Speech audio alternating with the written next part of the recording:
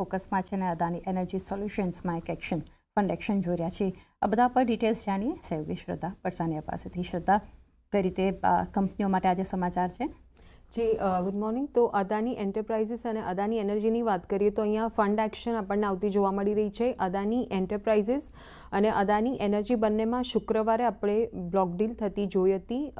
જીક્યુજી પાર્ટનર્સે 4760 કરોડ માટે અદાની એન્ટરપ્રાઇઝિસમાં 1.64 કરોડ શેર્સ વેચ્યા છે અને સામે SBI mutual funday 1.64 crore shares 2913.40 પ્રતિ શેરના ભાવ પર ખરીદ્યા છે. ત્યારબાદ અદાની એનર્જીની વાત કરીએ તો જીક્યુજી પાર્ટનર્સે 958 કરોડ માટે અદાની એનર્જીના 0.5% હિસ્સો વેચ્યો છે અને સામે SBI mutual funday 63.66 lakh shares 1504.8 પ્રતિ શેરના ભાવ પર ખરીદ્યા છે.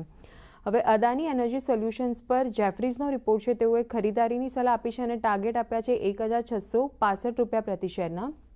તેઓનું કહેવું છે કે ભારતનું આ ફક્ત એક જ લિસ્ટેડ પ્રાઇવેટ ટીએનડી પ્યોર પ્લે છે અત્યારે અને ટ્રાન્સમિશન આઉટલુક અહીંયાથી કંપનીનું તેઓને મજબૂત લાગી રહ્યું છે.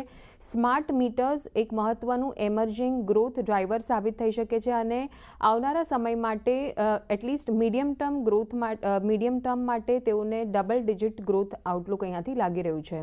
ત્યારબાદ રેલવે સ્ટોક્સની વાત કરીએ, ફોકસમાં રહેતા દેખાઈ રહ્યા છે કારણ કે બંગાળમાં 1 લાખ કરોડના રેલવે પ્રોજેક્ટ શરૂ થશે અને પશ્ચિમ બંગાળના સીએમ જે છે સુવેન્દુ અધિકારી તેઓએ જરૂરી જમીન સોંપવા માટે સમયપત્રક બનાવવા માટેના નિર્દેશ આપ્યા છે અને સાથે જ સરકારે ફૂટ ઓવરબ્રિજ અને અંડરપાસ માટે 40 એનઓસી આપ્યા છે અને સાથે જ ઓછામાં ઓછા 60 પ્રોજેક્ટ્સ માટે જમીન આપી છે અને રાજ્યમાં 102 સ્ટેશનોના આધુનિકરણ ઉપરાંત 538 ફ્લાયઓવર્સ અને અંડરપાસ બનાવવામાં પણ આવશે. તો આ રીતે ઓવરઓલ જે સમાચાર બનતા દેખાઈ રહ્યા છે એના લીધે આવનારા સમયમાં પણ આપણને રેલવે સ્ટોક્સ ફોકસમાં રહેતા જોવા મળી શકે છે. તો આ બધા પર ખાસ એક ફોકસ રાખીશું. શ્રદ્ધા, આભાર આપનો આ બધા માહિતી માટે.